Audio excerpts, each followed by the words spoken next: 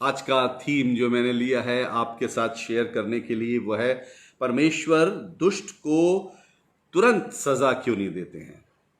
दुष्ट लोग आप देखेंगे संसार में फलते हैं, फूलते हैं, बढ़ते जाएंगे, लेकिन एक दिन उनको सजा जरूर परमेश्वर देता है, लेकिन समय लगता है। तो यह है परमेश्वर दुष्ट को तुरंत सजा क्यों नहीं देता। इसी की उम्मीद करेंगे, बहुत थोड़ा सा समय हम लगाएंगे लेकिन, और इसमें दुआ मांगेंगे। तो आइए पहले मैं एक पवित्र बाइबल से एक अंश पढ़ रहा हूं। ये मिलता है मत्ती रचित सुसमाचार और उसका 13वां अध्याय और 24 पद से आगे। तो मैं इसको आपके सामने पढ़ रहा हूं और मैं धन्यवाद देता हूं कि लोग मेरे साथ जुड़ने लगे हैं। Sister Alka Kitchener, Sheeba Nora Bakhsh हमारे साथ जुड़ गए हैं, वेलकम। चंद्रकला वेलकम। और आप लोग जुड़ते जा रहे हैं। मत्ती रचित सुसमाचार उसका 13वां अध्याय 24 पद से देखिए क्या लिखा है। यीशु ने उन्हें एक और दृष्टांत दिया। स्वर्ग का राज्य उस मनुष्य के समान है जिसने अपने खेत में अच्छा बीज बोया। पर जब लोग सो रहे थे तो उसका शत्रु आकर गेहूं के जंगली बीज बोकर चला गया। जब अंकुर निकले और बालें लगी तो जंगली दाने के पौधे भी दिखाई दिए। इस पर गृहस्थ के दासों ने आकर उससे कहा, हे स्वामी, क्या तूने अपने खेत में अच्छा बीज न बोया था? फिर जंगली दाने के पौधे उसमें कहां से आ गए? उसने उनसे कहा, यह किसी शत्रु का काम है। दासों ने उससे कहा, क्या तेरी इच्छा है कि हम जाकर इनको बटोर लें? उसने कहा, नहीं, ऐसा ना हो कि जंगली दाने के पौधे बटोरते हुए तुम उनके साथ गेहूं भी उखाड़ लो। कटनी तक दोनों को एक साथ बढ़ने दो, और कटनी के समय मैं काटने वालों से कहूंगा कि पहले जंगली दाने के पौधे बटोर कर जलाने के लिए उनके गट्ठे बांध लो और गेहूं को मेरे खत्ते में इकट्ठा करो। परमेश्वर अपने वचन के पढ़े और सुने जाने पर आशीष दे। आमीन। और मैं आपसे रिक्वेस्ट करता हूं इस समय अपना मूड, अपना मन एकदम प्रार्थना में लगाए रहिए, स्थिर करके मन को, और थोड़ी देर हम लोग इस पर मनन करेंगे। आज का शीर्षक मैंने उस पर लिख भी दिया ऊपर, और शीर्षक है परमेश्वर दुष्ट व्यक्ति को तुरंत सजा क्यों नहीं दे देते। अब इस पर विचार करने से पहले आइए एक भजन, शाम का समय है और एक बहुत पुराना भजन है, और इसको मैं आपके सामने गाने जा रहा हूं। मन भजो मसीह को चित से, वो तुम्हें बचावे नरक से। तो आइए इस गीत को गाते हैं, इस गीत का आनंद लीजिए। एक भजन है और इसके बाद अपनी आत्मा परमेश्वर के वचन में आप सराबोर रखिए, डुबाए रखिए, और परमेश्वर की आशीष ताकि आपको मिले। ठीक है। मन भजो मसीह को चित से, मन भजो मसीह को चित से, वो तुम्हें बचाए नरक से, वो तुम्हें बचाए नरक से। मन भजो मसीह को चित से, जो मन भूलो मन सेवा को, जो मन भूलो मन सेवा को, तो कैसे बचोगे नरक से, तो कैसे बचोगे नरक से। मन भजो मसीह को चित्त से, मतलब अपने चित्त से, अपने दिल से मसीह का भजन करो।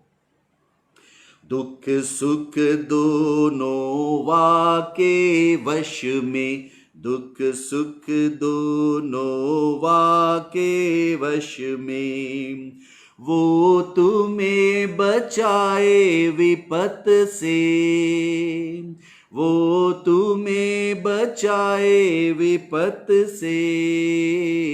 मन भजो मसीह को चित से। जब तुम पाप में डूब रहे थे, जब तुम पाप में डूब रहे थे, वो आया बचाने स्वर्ग से।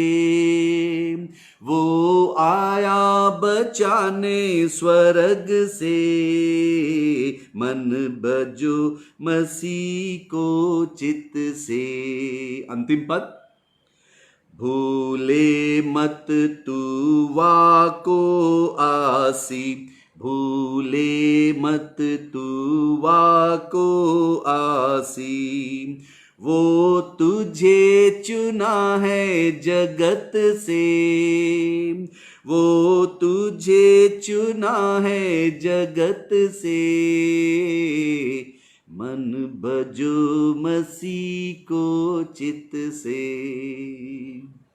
तो ये गीत है उसने तुझे चुना है। Yes Indeed, our living God, He has chosen you from out of the world enough to be called His sons and daughters. So we are called His sons and daughters. We are called ecclesia, people called out from the world. Ecclesia is a Greek word. It means the people called out from the world. Yes, we are called out from the world. He has chosen us. तो परमेश्वर ने हमको चुना है, और इस गीत में मैंने यही गाया, वो तुझे चुना है जगत से।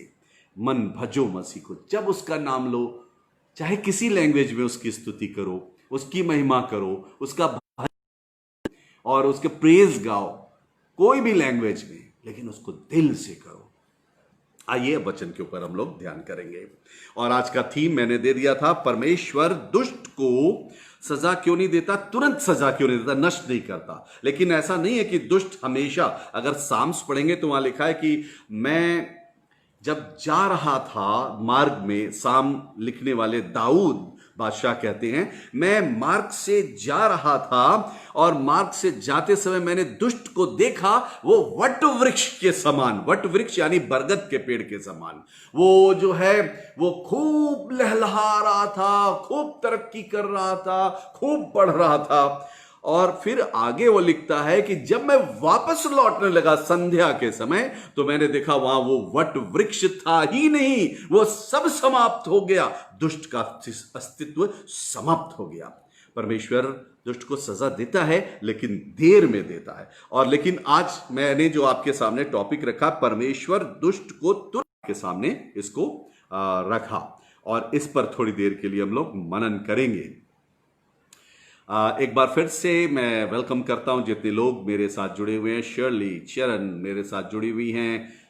Praise the Lord. चंद्रकला, आपका नाम मेरे साथ दिखाई दे रहा है यहाँ पर स्क्रीन में। ऑड्री फ्रैंक, और हमारे चर्च के इतने सीनियर मेंबर हमारे साथ जुड़े हैं। शीरीन शॉ गोरखपुर से हमारे साथ जुड़ी हुई हैं, वेलकम।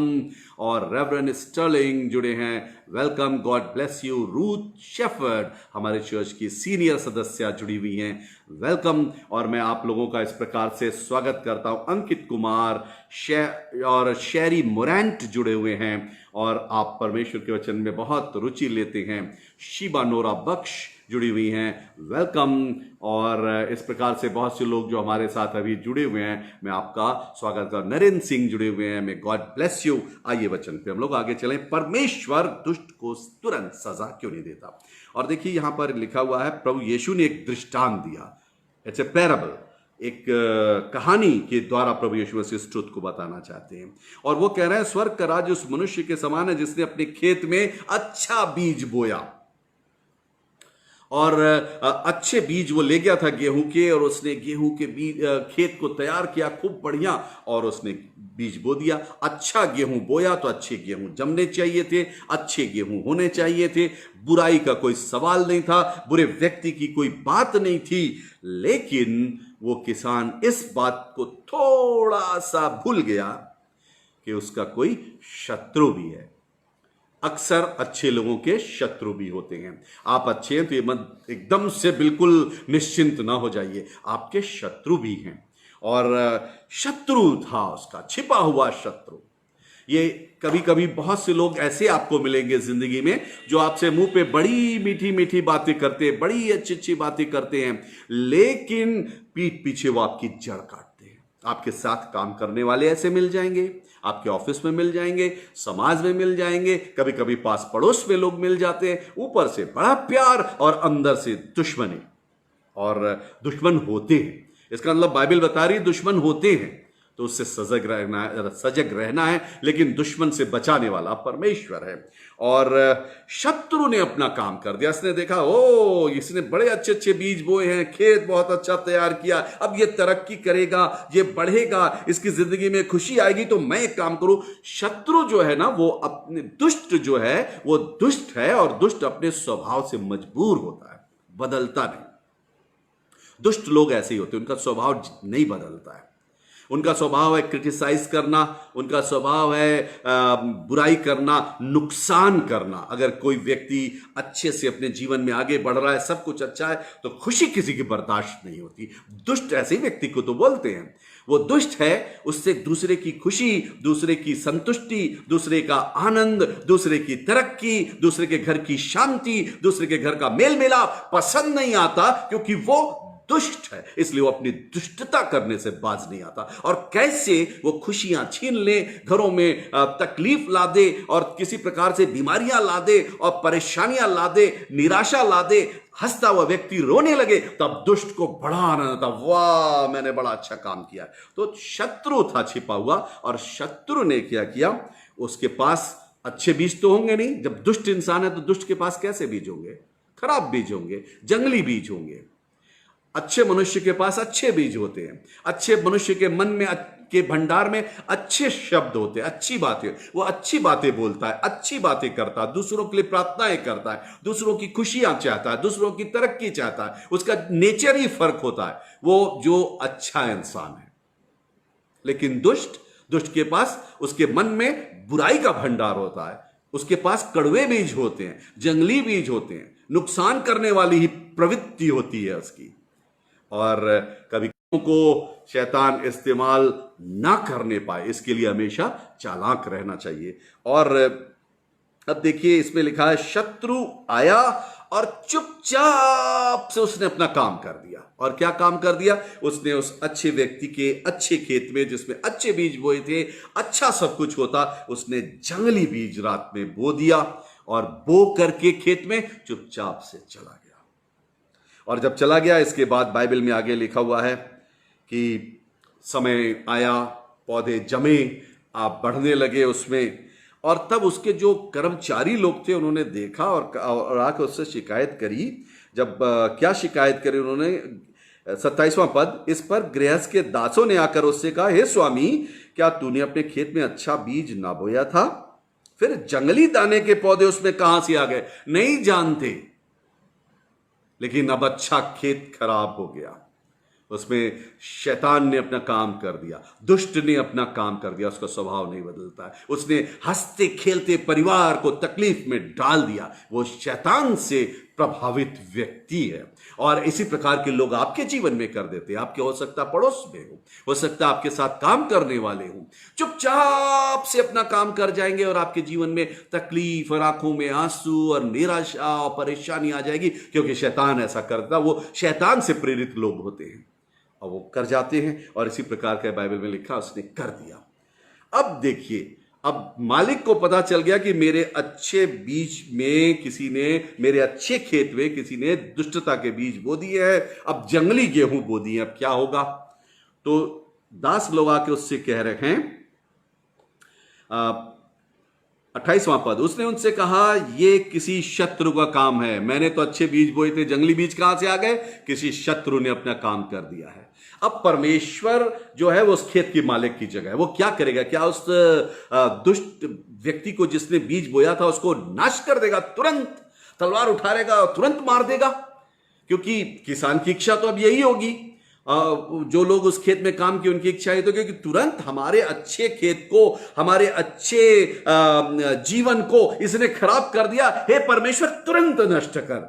लेकिन आप जानते हैं परमेश्वर का स्वभाव बहुत दयालु है। परमेश्वर बहुत दयालु है, वो दुष्ट पर भी दया करता है, दुष्ट पर भी रहम करता है। और देखिए वो क्या कह रहा है, देखिए यहां पर लिखा है, उस मालिक की जगह परमेश्वर को रखिए। और वर्स 29 उसने कहा, नहीं, ऐसा ना हो कि जंगली दाने के पौधे बटोरते हुए तुम उनके साथ गेहूं भी उखाड़ दो। तुम जब जंगली दाने उखाड़ोगे, जंगली पौधे उखाड़ोगे, तो उसमें से बुरे वाले भी, जो अच्छे वाले हैं वो भी उखाड़ दोगे, अच्छे वालों का भी लॉस हो जाएगा।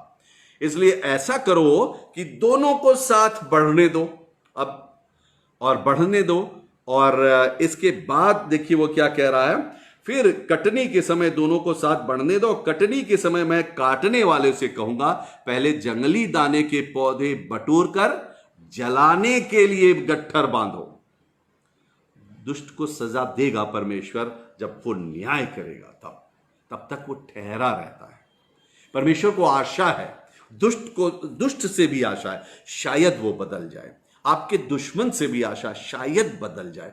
परमेश्वर बड़ा धैर्य से प्रतीक्षा करते हैं। मैं एक रेफरेंस दे रहा हूं, देखिए इसको भी आप पढ़िए, पवित्र बाइबल में निकालिए, और फिर यहीं पे मैं समाप्त करूंगा। देखिए यहां पर क्या है, दूसरा पत्रस उसका 3 अध्याय 9 पद से आगे पढ़ रहा हूं। 2 पीटर चैप्टर 3 वर्स 9, प्रभु अपनी प्रतिज्ञा के विषय में देर नहीं करता, जैसी देर कुछ लोग समझते हैं, परंतु वो तुम्हारे विषय में धीरज धरता और नहीं चाहता कि कोई नष्ट हो, वरन ये कि सबको मन फिराव का अवसर मिले। वो चांस देता है, शायद अब बदल जाए। परमेश्वर ठहरा हुआ, तो चाहे तो दुष्ट को तुरंत नष्ट कर दे, तुरंत समाप्त कर दे, उसी समय जिस समय दुष्ट ने दुष्टता की। लेकिन परमेश्वर कह रहा है, नहीं, थोड़ा सा रुक जाओ, शायद बदल जाए, शायद बदल जाए, धीरज धरता है। इसीलिए प्यारे भाइयों बहनों, हम लोग को और आपको कभी कभी निराशा होती है। जिसने आपके साथ बुराई की वो तुरंत नष्ट नहीं हो रहा, तुरंत जेल में नहीं जा रहा है, तुरंत उसको सजा परमेश्वर नहीं दे रहा है, तुरंत उसको मार नहीं दे रहा, उसकी मौत नहीं हो रही। क्यों?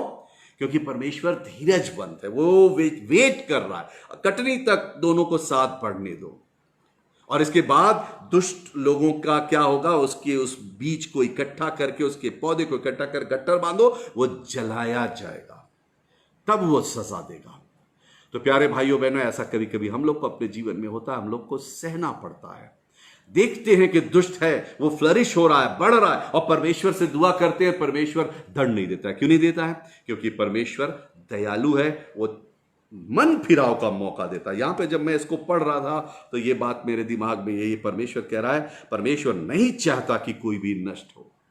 उस दुष्ट के लिए भी उसने अपनी जान दी है, और वो चाहता है आज नहीं तो कल ये बदल जाए, अपने काम से मन फिरा ले और जकई की तरह बन जाए। जकई क्या था? जकई ने, जब उसके अंदर बुराई थी, जब यीशु मसीह उसके घर गए तो उसने क्या कहा, हे प्रभु, मैं अपना जीवन देख रहा हूं, मैंने जिसका 1 गुना लिया अब 4 गुना फेरूंगा, कंपेंसेशन के साथ फेरूंगा, मैं ब्लेसिंग बन जाऊंगा सबके लिए।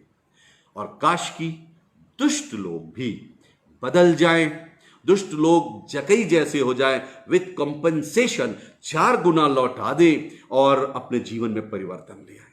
तो परमेश्वर क्या कहता है ऐसे दुष्ट के लिए? घर में उद्धार आया है। परमेश्वर उद्धार करने आए थे, बड़ा धैर्य रखते हैं, इसलिए दुष्टों के लिए धैर्य रखते हैं। हम और आप कभी कभी बड़े निराश हो जाते हैं कि दुष्ट को परमेश्वर सजा नहीं दे रहे हैं, और परमेश्वर ठहरे रहते हैं, अब बदल जाएगा, अब बदल जाएगा, अब बदल जाएगा। लेकिन दुष्ट बदलता नहीं, वो इसका लाभ उठाता है। अगर उसको हलाक होना है तो वो अपना नेचर नहीं बदलेगा, और उसका लाभ उठाता रहेगा, चुपचाप से कड़वे बीज बोता रहेगा, चुपचाप से आपके अगेंस्ट काम करता रहेगा, ऊपर से प्यार प्यार से बात करेगा, अंदर से अगेंस्ट काम करेगा। लेकिन ये जान लीजिए, न्याय है ऐसे लोगों का।